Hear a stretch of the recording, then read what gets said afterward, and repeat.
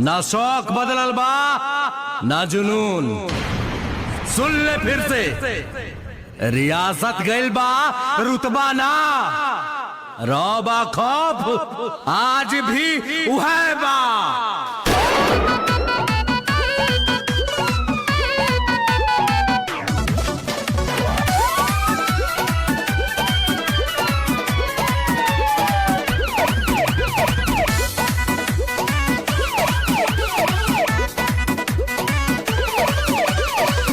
भोजपुरिया डरिला खाली पाप से, साच खाती लड़ जाई केहू के बाप से। हई भोजपुरिया डरिला खाली पाप से, साच खाती लड़ जाई केहू के बाप से। तो पीछे हटम न के तनो झमेल होई, आज जेल होई काल बेल होई, परसों से उहे खेल होई। आज जेल होई कल बेल होई, परसों से उहे खेल होई।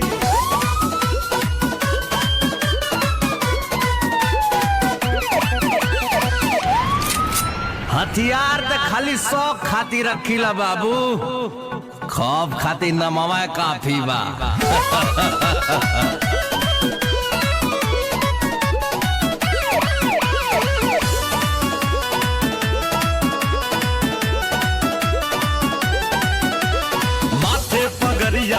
हवा में पान बा, पिस्टल कमर में असीना उतान बा।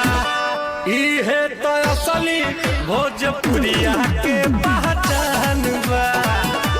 इहे तो असली भोजपुरिया के पहचान बा। भारी सौ पाए के अकेल होई,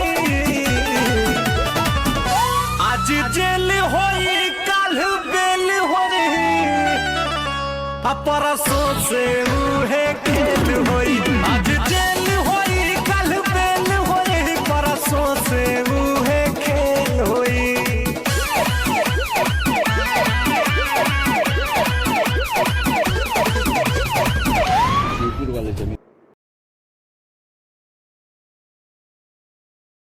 आज जेल होई कल बेल होई, परसों से उहे खेल होई। आज